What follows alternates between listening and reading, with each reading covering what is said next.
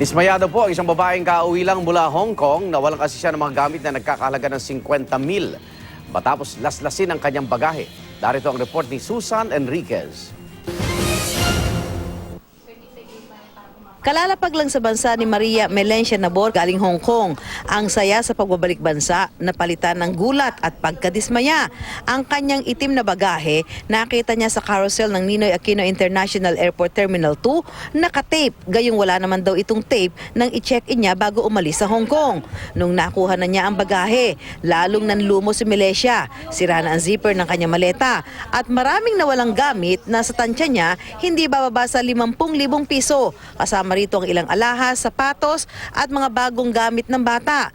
May isa pong babae doon na nakaupo sa desk na nakatapat nakatapat po sa may carousel number 5. Inharap ko po sa kanya yung luggage, kinuhanan ko po ng picture bago ko po siya binuksan. Tapos may isa pong staff ng NAIA na lumapit. Tapos tinanong po niya ako kung ano pong nangyari. Sabi ko, bukas na po yung bag ko, sira na.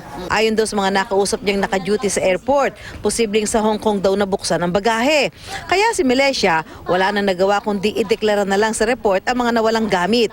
Sinabihan din daw siyang tumawag sa Philippine Airlines na siyang sinakyan niya mula Hong Kong. Nung pagkita ko wala ng mga gamit ko, mga accessories ko, nanghihina na po.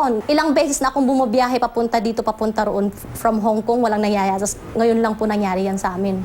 Sagot naman ng tagapagsalita ng Philippine Airlines na si Cielo Villaluna, sinimulan na nila ang pag-trace sa bagahe sa pamamagitan ng mga CCTV mula sa Hong Kong hanggang dumating ito sa ground handling facility ng PAL. Ayon naman kay Deb De Castro ng Manila International Airport Authority, responsibilidad daw ng carrier ang mga bagahe at handa naman daw silang tumulong sa investigasyong gagawin dito. Para sa unang balita, Susan Enriquez reporting.